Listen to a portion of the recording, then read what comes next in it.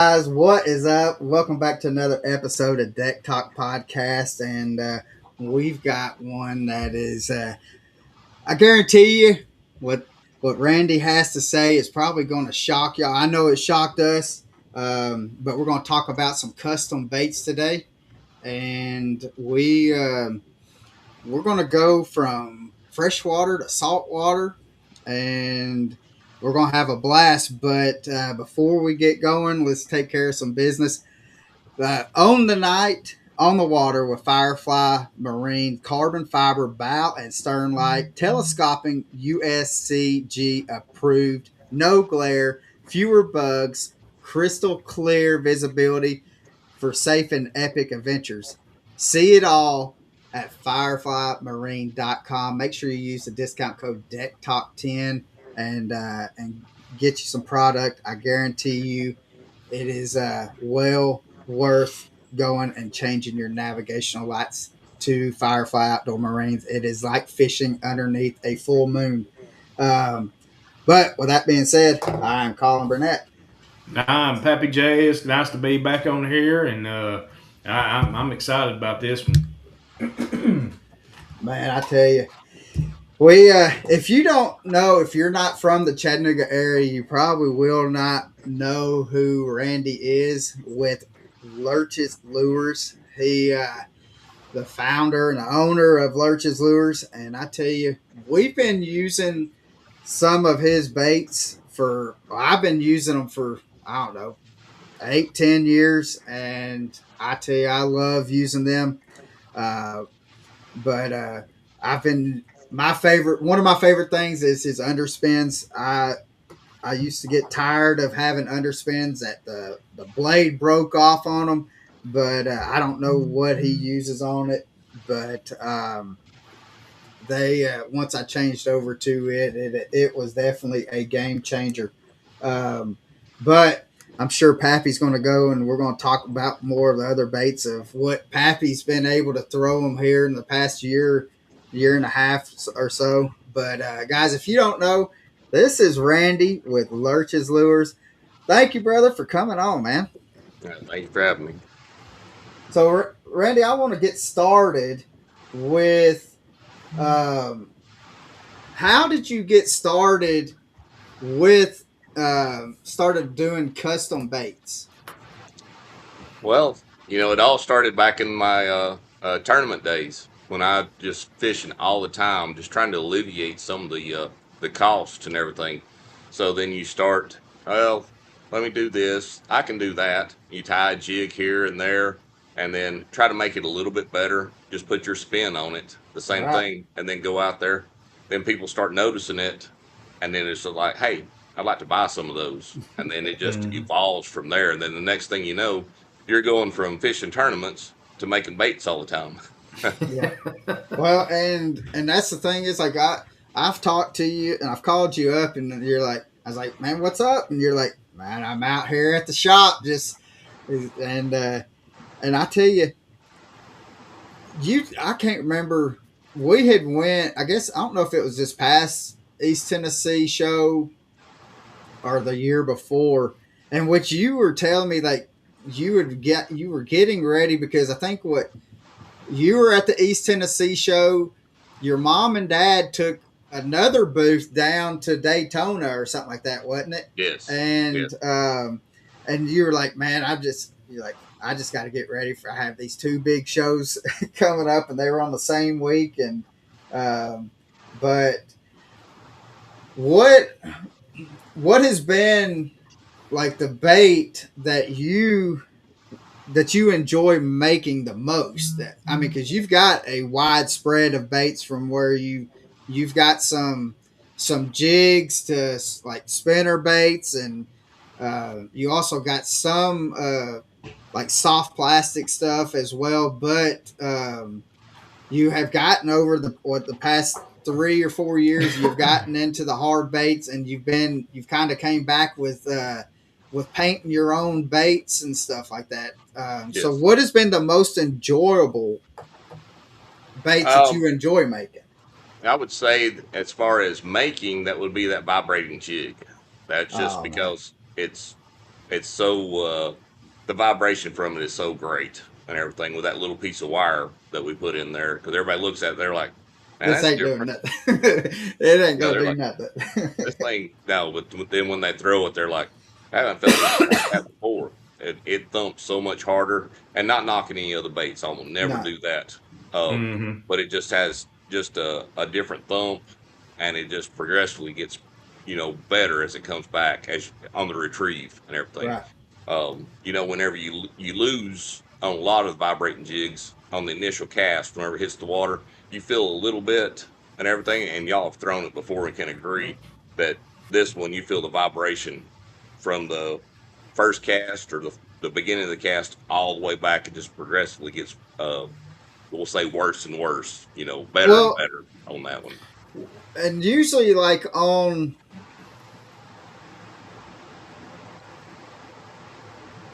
I don't how am I going to say this? Cuz I don't want to bash nobody. I mean because um but let's just do like this. Your $15 vibrating jigs, sometimes they have a break in period to where you have to throw them before they really start acting right to where when I mean for me how I see if I like a vibrating jig is because I want to be able to turn that first full turn and start by the time that first turn is finished up I want to start feeling that vibration. Right. But Mm-hmm. some of them the vibrating jigs and stuff I have seen to where they have to have like a little break in period to where I guess to where it kind of rounds off or I really don't know why but it takes it a minute to be able to and a lot of times you can't get them to usually it's about 3-4 reels before it gets enough speed before they do start shimmering. Right. Right. Yeah. um, and so I always used to be to where I wanted that blade close enough to the head. I wanted the vibration, but I also wanted that ticking Right. of it hitting the jig head. Until we started really throwing yours, but when we got in our hands here this past spring, we got some of those micro ones, and Pappy, and I'll let you go from there because we had a field day. Yeah, that little dude right there, I tell you what, I don't know. Try to get the best. That little dude right there. Now you want to talk about vengeance, man. The first thing I noticed, Randy, as soon as I threw it, but it's not just with this one. It's been with all your blade jigs that I've thrown, or just blade lures in general. Uh, the vibration is different, and that's what I like. I like if I throw any kind of bladed lure, that's what I want. I want a good vibration, from the time it hits the water till the time I get it back to the boat. But that little jewel, I threw it out there on that first cast, and when I was cranking that thing back, I looked at Colin. I said, I want you to look at this. I mean, the vibration on that thing was unbelievable. My rod tip I got a medium heavy rod tip or medium heavy, uh, moderate, but I mean it was wreaking havoc on my rod tip. And by the second cast, I done had one in the boat. By the fourth cast, I done had another one in the boat, and I was like, okay, I'm sold right here. This little dude right here, and the good thing about it, it might be little, and you throw your little jig or a swim bait on it, and it'll cast forever. I mean, I was making long casts. It's got good weight to it. It's got good vibration. The hooks are nice and sticky. And I don't know if you can see it, but it's also got a little keeper right there on the end of it. I don't know, Colin, I threw this thing about all day, didn't I? I mean, it was hard for me to Well, put I it could down. not, Randy. I was threatening him if he didn't stop catching fish on it, in which I I was to the point to where I had more. We had more in the boat, but I was going to take his off of his line just so I could just keep him from catching Yeah. fish. He was wearing me out, um, and so and every time he caught a fish, all I heard was household name, household name. But now I do want to talk a little bit about the hook too. You know, the hook to be a small profile hook and or just jigging itself, that hook is strong. I mean, it lasted. The point on it never got dull. Um, I mean, there's nothing I can say about this little setup that I would not. I mean, I would definitely recommend to anybody to throw this at any time. I mean, you know, I throw it all the time. Anytime we're out there, I throw it because I that's just how much confidence I've got in it, and I think you've done a heck of a job on that little dude right there. So what brought the idea on that one right Um, it there? was it was geared towards spots. We were looking at clear water and everything. You got to reduce the profile and all. We'd Mm-hmm. already had good luck with the other vibrating jigs and everything, but I wanted one without a skirt, and Yeah. so I put one of it's a trailer that I make and everything on there. It's just this little Yeah. old minnow type, just a flat side minnow, Mm-hmm. just to get that little shimmy. But I didn't. I wanted to get uh, the vibration out of the blade, but I wanted the bait itself just have a little shimmy to it. So that's Yeah. kind of where the thought was and everything. So as that thing, as it goes through the water, as you've seen, when the blade turns, like you're bringing it back, the blade turns Mm-hmm. left, the bait turns right. So Yeah, it's counter itself every time it comes through the water like that, and Yeah. that's what's giving your vibration. But it was a thought on just geared towards spots, but the largemouth, as y'all have found out, Oh, yeah. the largemouth starts well, to I cook. mean, It's. and I what mean, you it's were talking phenomenal. earlier when before we got started, you were talking about like and you just said like it was geared towards spotted bass, but I mean we've caught some pretty decent size largemouth on it, Mm-hmm. and and that was for me that would be one of the tests like I would do for I want to be able to catch a good sized fish and I want to see how well it holds up. If I have to, if I and once you unhook it and I'll look at it and see, all right, did it mangle up the the blade or did it mangle up the wire or anything like that? And and that's a lot of problems that when people try to make any kind of wired baits and stuff that I think they kind of and correct me if I'm wrong, Randy. They try to go cheap on that wire aspect of it. That it seems like it's a little weaker, and that like especially on some spinner baits, you can go and after two or three fish, you're already having to like retune that sucker back up to get it bent Yeah, back. And I'm not saying that your spinner baits or anything like that don't bend. We have bend them, but right. it does take a lot more effort and stuff like that uh, to have that done. And they do hold up. To me, they hold up a lot better. And I think that with that thicker wire, that it's actually like transmitting or translating that vibration Mm-hmm. of either um, the willow leaf or the Colorado blade or whatever blade that you have on it. It's actually, I think it's putting it all the way through, that it's giving that whole body is getting that whole vibration on it. Was that kind of fair to say? Yeah, that's fair to say on that one. We worked on the spinner baits and everything. It's it it's all on. I don't want to give too many secrets away or anything, but Mm-mm. it's No, all no, on. no. It's It's measurements and everything. It's what we played with to get that vibration and still have the longevity of it, because you can get a lot more vibration out of a 35 thousandths wire. There's no doubt about it. But you're catching one or two fish and then you're cutting it off, and Yeah. Yeah. because you're not boat flipping them on that, it'll straighten No. it and No. Yeah. everything. You can boat flip them on mine and Yeah. everything. Oh, So yeah. I'll tell I you will this. contest to that too, because Yeah. that is so true. And the majority of them I did boat flip, because that was one of many things that I wanted to see is if that hook was going to straighten out, or if there was any kind of weak spots in it. But I'm telling you, man, this thing was well thought out.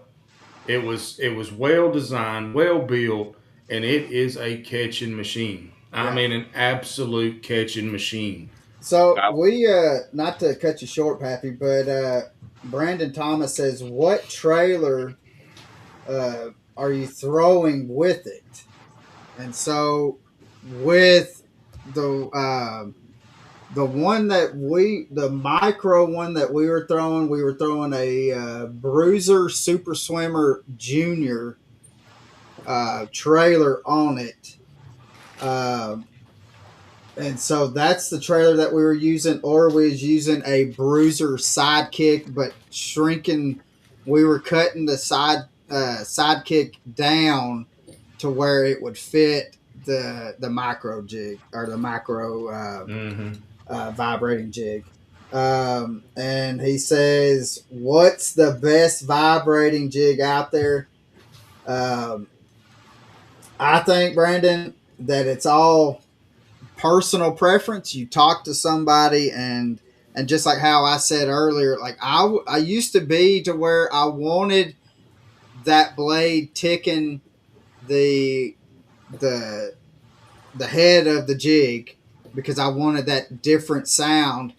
But once I started throwing it to where throwing Randy's vibrating jigs, if it was just your regular half ounce or if it was the micro, and his come up off of the head Yep. a little bit, to where I think I think what happens now is that there's so many people out there throwing a chatterbait right now, or a vibrating jig, that they're used to hearing that vibration and that ticking now.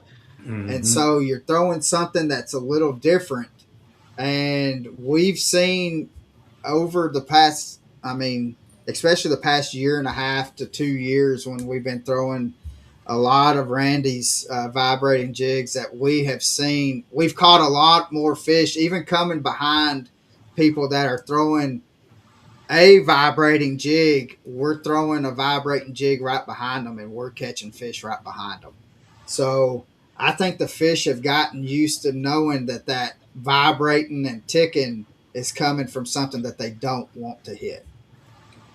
Yeah, I agree. So And I tell you something else. Me and my brother, we went out to Niggajack, and we were. This is when the grass was just kind of subsurface, and I told him, and I had told him before we went out. I said, "Well, I said I got something. I got something I'm fixing to throw on you." And I said, "It's a lure." I said, "It's made by a gentleman here local." And I said, "I'm fixing to wear you out on it." And Nigga Jack, to me, is that's kind of my nemesis. I mean, I'm not. I can catch fish off Nigga Jack, but Chickamauga is where I fish predominantly. But we went out, and within I don't know 30 minutes, I done had four in the boat, and he was throwing what was he was throwing a bigger style chatterbait, and I mean I was probably catching it 2 to his 1 when he finally started catching some, and then finally he's like, okay, I'm he said, you have wore me out. He said, what in the world are you throwing? And I told him, I showed him, and he's like, that little old thing right there. And I said, dude, that's what I'm telling you, it is a catching machine.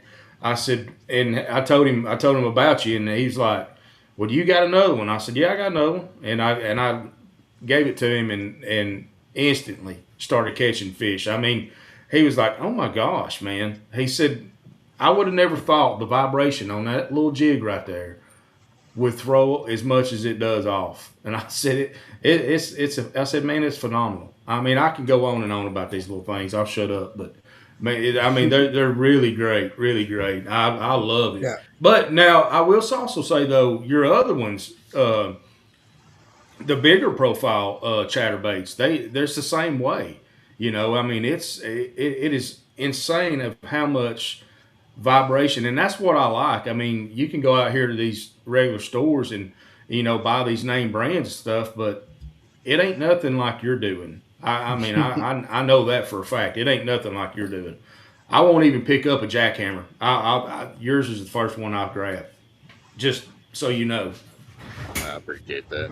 Well, what got what got you into where you're wanting to start hand painting your baits? It was just I saw other guys doing it, and this is years back. And I was like, Uh, you know what, I can do the same thing. And the first ones were atrocious. They were horrid, no doubt. I mean, it was beginner, yeah, and it was like I need to rethink this. But just perseverance with it and everything, Yeah. then you get better with it. Uh, there was I don't remember the classic, but Randy Howell won it, and it was that on square bill gunners. Yeah. crankbait. Oh, It, Gunnersville, yeah. it was on Gunnersville, and you could not get that black and chartreuse square bill nowhere, and Mm-hmm. they were selling for like $250 a piece, and so everybody God. wanted them. This was before the Alabama rig hit real Yeah. big and everything. But the Alabama rig hit right after that. But then it was like, okay, well, I'm gonna paint my own, and then a few guys were like, the same as like with the jigs and spinner baits. Hey, sell me some of those. And the next thing you know, but then the market got flooded, and then I quit. And so some of the other guys were asking, and I just really got back into it. What was it, year before last? Yeah, Into it wasn't too long airbrush, ago. Yeah, airbrushing again and everything, and it was just uh, the skill hadn't left me. I mean, it was still there. The first one I was like, hey, I can still do this and everything. So then more and more, and then you just venture out on patterns and yeah. everything, and Yeah. then next thing you know, you got 400 baits on the wall ready to put in the box and everything. And you're going, holy moly, where did deer season go? yeah, yeah. Yeah, for real. I tell you, deer season went on just putting the hooks on them 400 baits. Oh yeah, yeah, Yeah. yeah. I subcontracted that out. So yeah, I would too. I mean, because I a lot. Um, if I'm getting anything that has a treble hook, a lot of times I'm swapping them the trebles out on it. But and that's one thing that I hate doing is having to swap them things out and mess with them little O rings.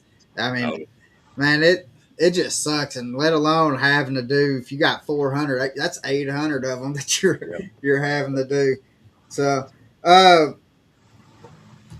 one thing that I thought, and I wish I've got it in my boat. I don't know if I've got one hanging up. You made a top water that had like a prop on the front and then had the frog on the back Oh end of it. yeah. And when I first seen this thing, I was like, "What in the world uh, is Randy thinking right here?" And so I was like, "All right, I'm gonna give it a shot. I always have to try everything that I see that you get new or you bring out." And I was like, "All right, I'll try this thing." And I was quite impressed with how, like, even throwing it up on a mat, of how well I mean, you got the normal frog, but I Right. was able to kind of like slow reel it to have that prop just kind of like a buzz bait just on top. But then, like, ever so often, I was kind of just popping it. And, um, but I mean, I was thoroughly impressed. Where did you come up with something like that? It's one of these crazy ideas that just popped in my head. I was like, you know what? Let's try it. what's the worst that can happen? Nobody like it or anything. Then let's Yeah, go out there and right. test it. So we went out, and naturally, it's long about the end of September, October time frame when the water goes down. You're fishing the grass a little bit Right. more and everything. Um, what we'd found on those is, when you come up on a mat and there's a hole in it and Mm-hmm. everything. So we'd throw across that hole and we'd buzz it across the open water, if you want to call it that, and then we would stop the blade on the grass, so the Mm-hmm. frog is still in the water. So Like in the that way, hole. Yeah. it's in the hole, but it's on the edge. Then you come back and you start just like a shaky head. Yeah. You start shaking it, and so your legs on that frog are putting Yeah. out little ripples, and they'll come up and they were sucking it down. So it Really. was kind of, and then just started branching out from there on colors and that kind of stuff and everything. It just, but it was just something popped in my head. I was like, you know what? I think I can make this work. Yeah. Yeah. Well, I had mentioned something earlier about like my favorite um, lure of yours is the underspin, and I mean I've got a whole tray full of just your underspins, and I I can't. I don't know any other company. I mean, the hardware and stuff that you use on it by far is a whole lot for me is a whole lot better because I like to on an underspin. I will like to just drag it on the bottom so that blade is getting beat up like crazy, Yep. and Yes. that's where a lot of them like where I will lose a lot of blades is because I'm pounding it on the bottom, and um, and so I had went into Jack's Bait and Tackle, and I had seen yours, and I was needing to get some, and so I started using them. And on that north end of Nickajack, I mean, I mean, it's all rocks, and you just pound. I mean, Yep. it's just, I was just beating them up, and to where I was having to go through, like on a tournament day, I was going through probably 4 or 5 of them just by dragging and beating them up, and I was like, man, I went through. I'm on my second one, and the first one I lost. So I and I to me, I mean, it's just when you finally get something that has good hardware and it's going to hold up. I mean, it is well worth going and filling up a tray full of the baits, and I don't know what kind of hooks that you're putting in on those things, but I mean, I've never had any issues out of any of the baits and stuff with the hooks. I mean, even going and catching. And again, I'm not saying that I have not had to sharpen a hook over. I mean, there is no hooks out there that you're not going to have Right. to if you go out there and catch enough fish. But it seems like you have taken your time and done your homework on the baits to be able to put the proper hook in there Mm-hmm. to be able to get the angler the most bang for the buck. I would Yep. say. Yeah. It's definitely. I mean, just it's no secret or anything like that. I strictly mustad. I'm Yeah, mustad all the way on yeah. everything. There's nothing out there that doesn't have a mustad hook in it. I found that was the most dependable, and it held Well, up longest, and it gives you more bang for your buck. well, Yeah. and like right now, I would say Mustad and those BKK hooks are probably the top, in my opinion, are the top hooks that are out on the market right now. Yep. And so, I mean, just as in durability wise, is Yeah. what I think. I Yeah. would go like on treble hooks. I like going more towards those the BKK hooks. Right. And so, but um, I want to talk about being from Chattanooga and you're in the freshwater, Yep. but you've been, I don't know, what has it been, what, 4 years or so that you've been kind of dabbling in, it may be a little longer or whatever, that you've dabbled into the salt water, and you've Right. got some baits that I have seen, and which I had talked about earlier. That there's one bait in specific that I want to. I know it's going to catch fish on Chickamauga. Yeah. Yeah. That, but how did you go from living here in Chattanooga to doing freshwater? We get the freshwater because I mean, you're right around two of the best lakes in the country in freshwater. Right. Right. But how did you get into saltwater fishing? Well, I've always saltwater fished and Right. everything. Never made gear for it and everything. I bought all my gear. Make a few hair jigs for like flounder and stuff like that, but never to the extent of what I've done now. 4 years ago, we actually went on a charter, and so we'd taken our boat down there, but we'd rented a charter. That way we could go out and kind of show us the ins and outs and everything, but explain to him, hey, this is why we've got you and everything. I don't want any animosity. If you don't want to show us anything, you know, we just want to get kind of, show us what to do. We're Yeah. going to go a few days and everything. We got him for 2 days and we fished for 4 on our own after that. But we Mm. went to a tackle shop, and this is what got me into it. And he said, just brought it up and goes, hey, I'm looking for a shrimp, but I'm looking for this specific shrimp that looks like this. I said, hey, I've got some that I made up that may interest you and everything. He looked at me and goes, what does a guy from Tennessee know about saltwater fishing? And I kind of, I chuckled about it, and I said, well, I've been doing it for a little while and all. Said, but, you know, so I brought him this bait, and so I send some down to the shop in Mississippi and everything. Since then, he was just like, when can I get some of these? I went, well, it's going to be a week before I'm back home, and probably another week or two before I can pour them. So, we just went from there. But this is kind of leading into what you were talking about Yeah, earlier with that shrimp bait and everything, man, and because that it's sucker I have, in which there's so many baits and stuff that are companies that make a shrimp looking bait, but how realistic that your shrimp looks to me is just by far, I mean, it just Yeah. blows my mind, especially Yeah. again thinking you're from Chattanooga. What are you doing?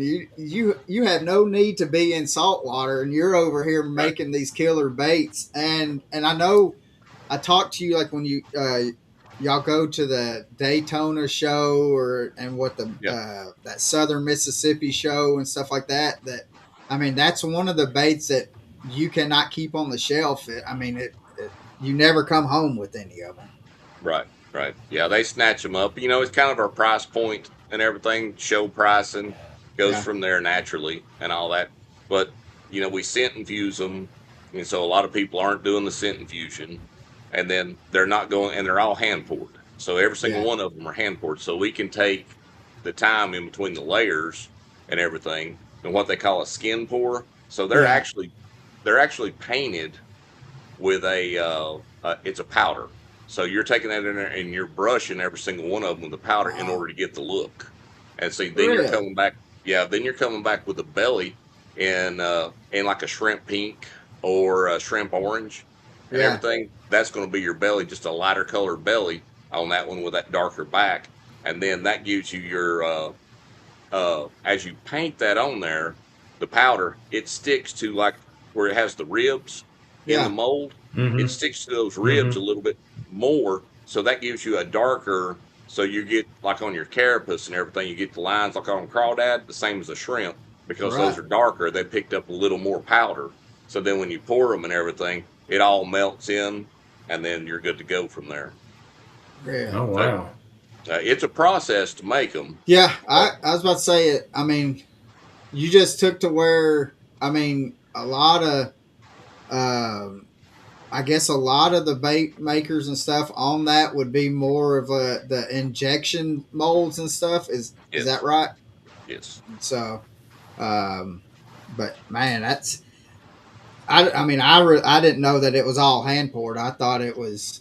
that you was doing the injection molds as well on it. But No, those shrimps are they're hand pours and man, everything, and we sit down there and we've got 6 molds, and so that's we do a dozen at a time. So then you're rolling out through there, and then right, whenever you pour them, you got to let them cool. So it takes a while to do a run of them and everything. Yeah. So, but with that said, you get other things going in the background. Like right. swim baits. You do your injection stuff, trailers, and that kind of stuff. You can still continue doing that with another color. Then you go back, you'll peel them out of your molds, send them to the water bath and everything. So they'll sit there and cure in a water bath. Then you bring them out there Okay, and you'll put them on a tray and I'll just air dry them. They'll have like a layer of paper towels and everything to soak up any kind of water and all that. Hmm. Then they'll go and I'll let them rest for 2 weeks. That way they cure completely. yeah, and that was going to be a one that I was going to ask is because I know that like the injection molds, like theoretically, you at the minimum you want them resting for a day or two on the Yes. injection. And I didn't know if it was a different time period with the hand poured and painting them like that, if it would um if that would make a difference on it. But that's interesting.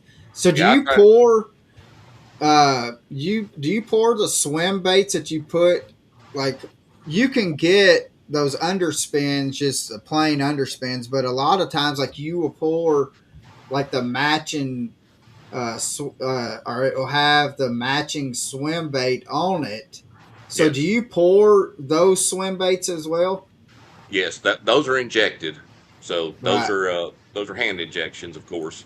Um, just cause it'll take so long to pour those little ones like Oh that. yeah. And so Yeah. Yeah. it's a dual and a triple laminate on a lot of Yeah. them Hmm. and everything. So if you want like the sexy shad to give you the little yellow streak down the middle or the chartreuse streak down the middle of it, that'll be a triple. But a lot of them are just they're a dual uh, a dual injection to get that laminate and everything. Right, right. Yeah, cuz and I try I'm not saying I would not buy your underspins that was just a bare underspin, just a hook, no bait on it. 9 times out of 10, I'm buying it that has the matching trailer on it because Right, it does come through. Um, it does come through the water a whole. I think. I mean, it just to make just to the eye. I'm thinking that right. just looks so much sleeker and coming through. And I didn't know that. I didn't know if you bought those or if you poured those. Now everything that pretty much everything that you see is all handmade. We make everything. Now the blades naturally we source them Right, out right, and right. all that, Hmm. and the wire and that kind of Yeah, the stuff. hardware, not The everything, but the hardware and hardware. stuff, Yeah. but everything else, it's made right here in the shop. That's where I'm sitting right now, is in the shop. So, uh, but So, um, let's say like somebody wants to, because we have a couple people that has commented like, where can I get them? And I don't know if they're from around here or not. It's showing that it's on YouTube.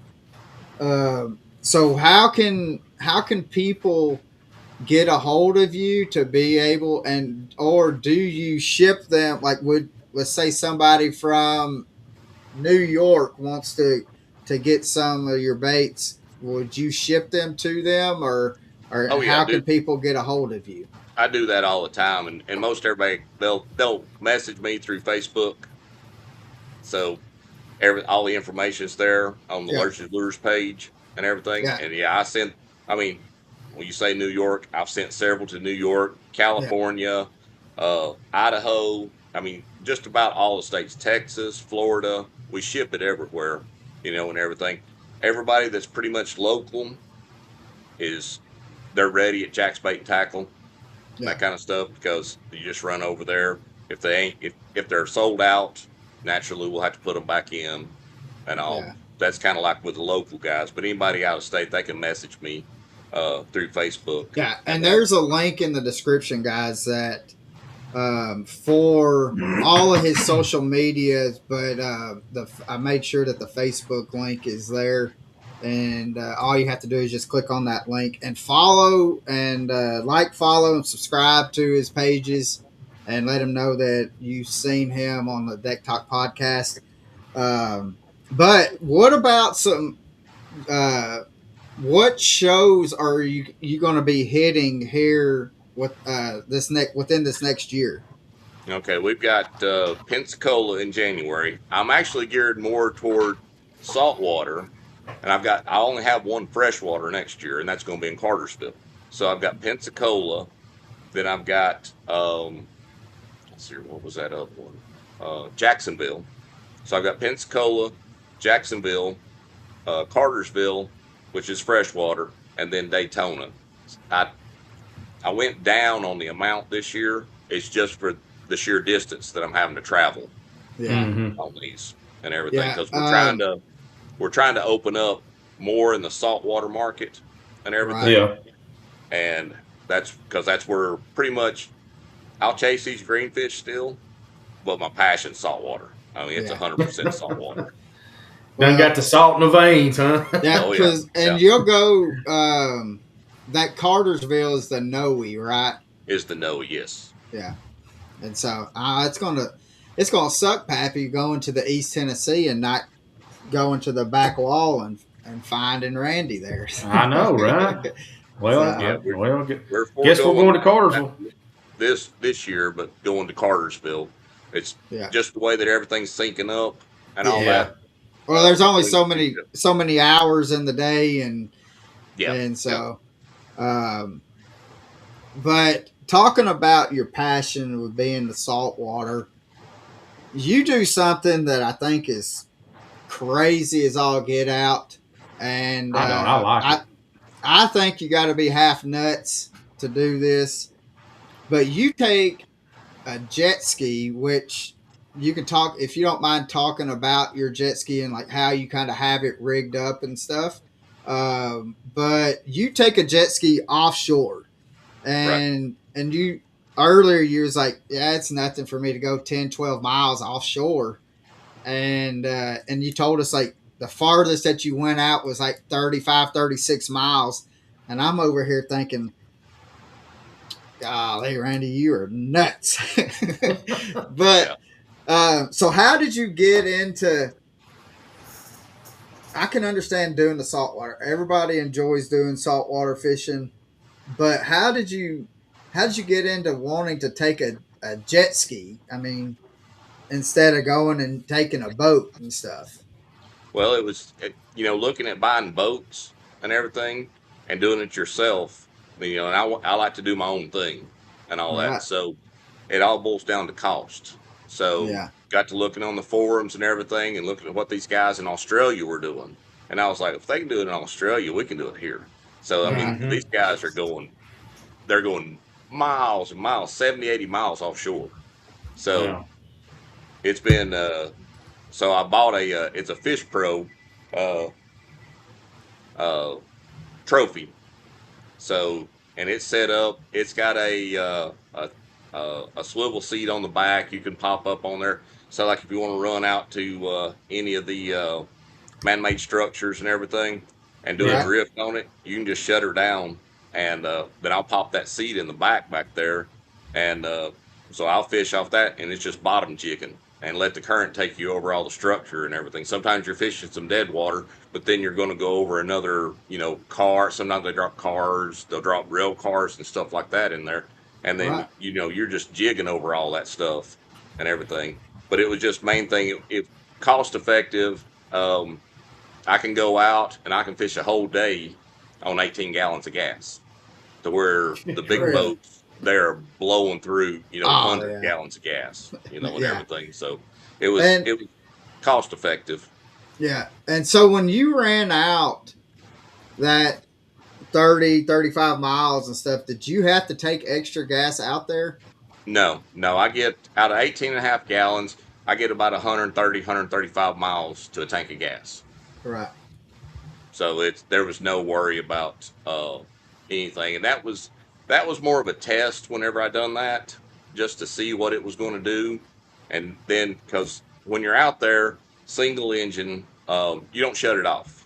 It's one of those that if I'm closer to shore, I will shut it off. But when I go that far out, I leave it running and I So just it wanted idles all the whole time. so it idles the whole time. So then you're doing a deep drop and that kind of stuff, and then you're coming back. You're working your way back in slowly. On Yeah. that kind of run and everything, because I mean that's 70 miles round trip. So then you've got roughly another what on 70 at 130, you got another 60 miles. Well, between idle and everything, you just start working your way back, and also you're going to burn through. I think I had on that trip about an eighth of a tank left whenever I put it on the trailer, Oh but wow. So it does great on gas what's the purpose of uh leaving it idling it like that? in case it don't crank back up. Okay. Well, I mean that's what I thought, but I wanted to make Yep, sure I wasn't missing That's kind. anything. I guess that's yep, kind of like how we don't turn our McKee trucks off, right. Yeah. just for Yeah. that fact.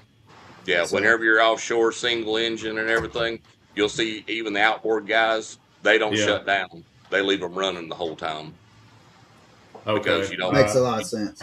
I mean, Yeah. that's you're so far out there, which uh, I've got towboat, and I've got towboat Hmm. offshore, so it's Right. just one of those. They'll come out there and get me, but you may be looking at 4 hours that Right. far offshore. Yeah. That you're floating around out there, and depending on the current, you're going farther away from them. I was gonna say Yeah. you. It could be easily the where. I mean, you give them your GPS locations, but you're still drifting, and Right, so right. So, and then, uh, you go on radio and that kind of stuff. And a lot of guys out there offshore, you take marine radio, you got to have all that equipment to go out Yeah. there. You got yeah, the spot and everything. Make sure you got your EPIRB. I've got like a little life raft as well in case it goes down because one actually sunk out there last year. really, Really? Yeah, yeah, it was the jet ski sunk on him, but he was with his buddies and everything and rode Yeah. back. But that's what everybody was joking about it. Hey, I need them coordinates so I can go fish that. When yeah, Now, we were at the Chattanooga show. What I guess it was it last year, last year. Yeah, yeah, yeah, yeah, yeah, last year, and I got to see. I think you had two of them there, didn't you? no, I just had the one jet ski. The one, Yeah, and the setup is phenomenal to look at. First of all, and it'll absolutely. I mean, it blew my mind. Uh, did you just get kind of? Did you? Well, did you design it like that, or did you buy it like that, or Sea-Doo worked all that out over the years. See, I okay, think they've had that out since like 2014, and so they just improved okay, on it and everything. And the 170, and that's what I fish off of is the 170 Fish Pro hmm, trophy. It's naturally aspirated. I didn't want a turbo. I didn't want none of that, a supercharger or anything, because that's any pressure you put on the pistons, the mains, and that kind of stuff is just more trouble down the road. yeah, right, It's not the fastest ski out there. It runs in the mid 50s and all. hmm, There's some that are out there a lot faster than that. But I just wanted something that I didn't. I wanted longevity and everything, and yeah, right, dependability and fishability. And as you right. saw in that one, I mean, it's got the cooler on the back, come with all the Oh rod yeah, holders and everything. Now I bought some extra ones to extend it because I'm about like every other fisherman. One more rod on the ski or the boat, it ain't gonna hurt you. That kind no, of stuff. right, So, and then the cooler, use the cooler for like the snacks and everything, waters and stuff like that. Because being that far offshore, the sun is your enemy. You have no shade out there hmm, and everything. yeah, Uh, and then you bring your fish back in like a fish bag. So that goes in between the yeah. cooler and the seat. So we just load the fish bag up and then go from there. But it's pretty much, I really didn't design anything on that. I just was researching it, and Sea-Doo made the best one. I think Yamaha's come Okay, out with a pretty cool one. It's got me interested in it, but it just all comes down to price point on that one. yeah, yeah, right, yeah. right, yeah. So, do I you have yeah. to have like a certain license to be able to do that? Well, just your offshore, just your saltwater license for the state and everything. Yeah, And then when you go so far offshore, you get in international waters, and and it's kind of one of those that um, I'm not real sure when you get in international waters. I just kind of use the hey, I'm coming out of Alabama, and that's mostly where I fish out of is the Alabama when I go offshore like that, go out of Right, Fort right. Morgan and around because you're so close. There's so many rigs right in that 3 miles ashore, 3 or 4 miles ashore Yeah, that Yeah. why would you go anywhere else? You know, when you have to make a long run because you can just hop from one rig to the other and you name mangroves, you right. know, cobia, Spanish as you were talking about earlier. Kingfish on the way out, looking for some trash to see if there's any mahi and everything. So, and then doing some trolling. Sometimes I just troll on the way back in and see what you pick up. You know, and every Right. once in a while, I've yet to do it, but I'm wanting to is pick up a wahoo. Oh man, Oh wow. that would Yeah. be something. Yeah. Yeah. Now, um, does because the Gulf Stream comes in closer in the Gulf than it does like if you was to go on the East Coast out of like let's just say Daytona or Jacksonville or something like that. Right, Because out that way, I think what the Gulf Stream is 50, 60 miles out. But right. um, so when you're going out that 10 to 12 miles, are you actually getting into the Gulf Stream? You know, I'm not real sure on that to be honest with you.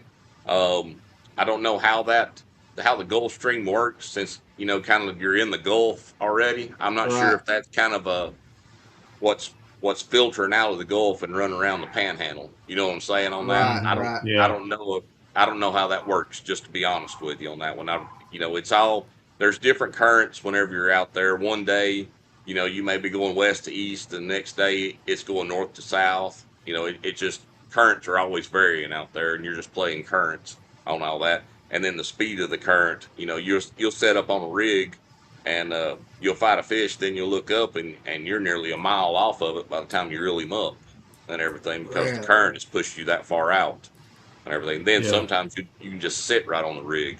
But to answer your question, I'm not real sure about the Gulf Stream on that one. Yeah, yeah. Now, Because I have you used any of your uh, maybe your bigger profile freshwater out in the while you're saltwater fishing? Oh yeah. I've used chatterbaits or the bladed jigs. Sorry, the bladed jigs. Yeah. I've used them on redfish. The redfish, they'll smoke them. Yeah. Trout, that small one, I'll catch speckled trout on that small one, on the micro one, and everything. Really? Yeah, oh yeah. They love that little bladed jig. Um, Yeah. I'll now throw a. I've got a just like a regular, if you want to call it. It's just a round head jig, but I'll Mm-hmm. make a it's a fiddler crab that I have the mold for. So I'll make a Mm-hmm. fiddler crab and I'll toss them on for sheep's head. Oh man, that's what I've caught several sheep's head. I've and doggone, what's those? You can it's kind of like the bass fishing in the mangroves. What am I trying to think of? I don't know. It'll come to me here in a those little bit. snooks, Snook, snook. Snooks, yes. Oh, I Yeah, caught a 6 pound snook a few years back, and man, I decided right then. I thought, man, I don't know if I want to catch anything any bigger than a 6 pound out of the ocean. I mean, it was a job just trying to get that thing in. yeah. It was insane. Well, that's what got into my blood right there. The closest thing Yeah, to me in freshwater, fighting wise, is a smallmouth yeah, compared to the saltwater side of it. When yeah, you get a good yeah, smallmouth on there, especially like in the wintertime, you're just holding yeah, on to that thing. I mean, it's mean as can yeah, be. yeah. now you have a I cannot think of the name of it for the life of me. But I know as soon as I describe it, you're going to be able to tell me. It has a swim bait and it comes up, but then it has a Y and you got two blades coming No, up that yeah, you're talking about a spot spin. spot spin. I knew it was something spin. I could not, but Yep. that thing right there, Now, talking about a smallmouth killer right there, I have destroyed some smallmouth on it. And I have you taken that and gone after some big reds and stuff, throwing that?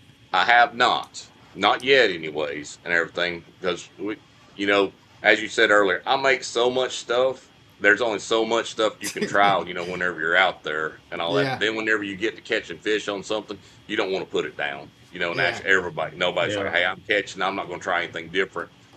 We haven't tried that down there yet, but I'm curious on what that's going to do uh, for mangroves myself for mangrove snapper. I really Yeah, want to try that on some bridge pylons and everything. Bring that through there and see how the mangroves react to it. yeah. Which I had a buddy that decided that he was going to take a. He went down and was trying to catch some reds, and he took an A rig down there, which the A rig did not last. Them reds just blew that sucker up, Yep. and uh, he only caught one fish off of it, and he sent me a picture of it, and it was mangled. And so, Yep. but I could just imagine though what that spot spin would do. I guarantee you that I mean you could catch some fish off of that sucker down there too. Oh yeah. Yep.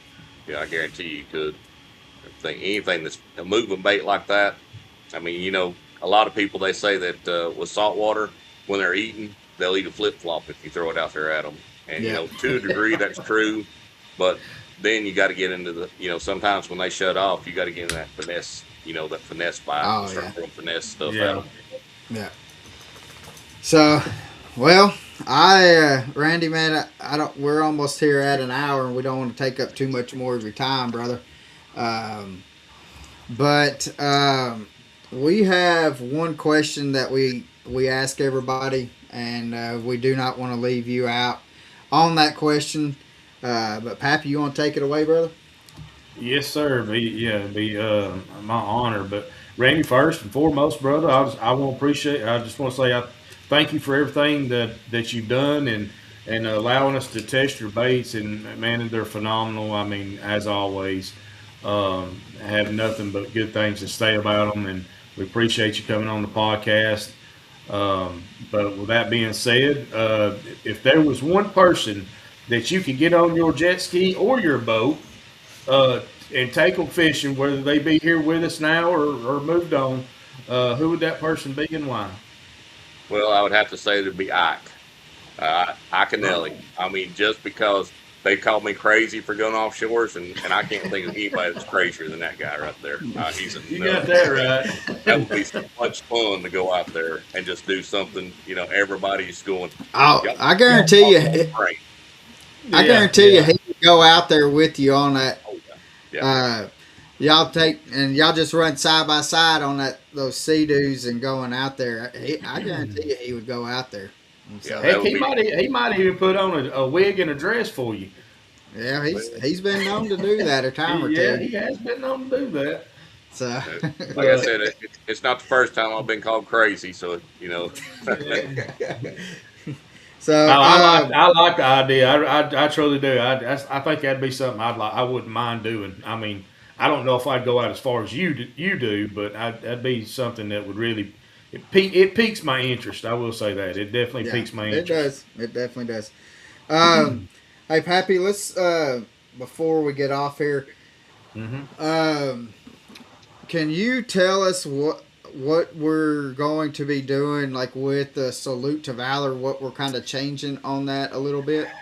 Yeah, so the salute to valor, we're actually going to be adding our first responders to the salute to valor as well. We much thought has went into it. These guys, these men and women, they put their life on the line just like our men and women do in uniform. So they're more on the home front, but yeah, we've talked about it. We just got a few things that we gotta get together on it, and but we will start doing first responders also as a salute to valor. Yeah. And so we're going to get a challenge coin made for our first responders as well. But with that being said, I want to say, Randy, thank you for your time. I know that you served this great country as well, and so we want to say thank you. Yes. We actually have a coin for you that the next time we see you, we're going to make sure that we get it to you. So, I but appreciate Randy, that. Absolutely. uh, with that being said, next week we we're still going to dabble into the freshwater and the saltwater. We are going to have a lady on that is from Charleston, South Carolina, and we're going to have her name is Katie Joe. A lot of people know her as Pluff Mud That Princess, name, that name and kills me. so we're going to have her on, and we're going to talk about some cast netting and doing some saltwater fishing and some freshwater, and so it's going to be a interesting podcast as well. So stay tuned. But again, guys, we have Lurch's Lures links in the description. Make sure you go click those links and hit that Get like, his stuff. follow, and subscribe, and leave him a message. Tell him that you saw him here on the podcast, and it won't do you no good. Besides, he will probably charge you double for actually listening to us. But we, but It's yeah, still guys, worth it.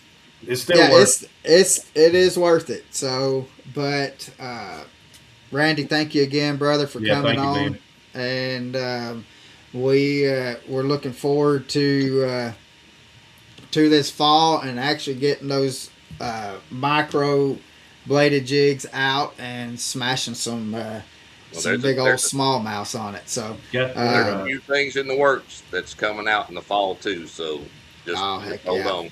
okay. Awesome. We definitely are. So we're gonna get off here, and I hope you have a blessed day. And guys, remember, God loves you as if you're the only person in this world to love. And we will see you next week, guys.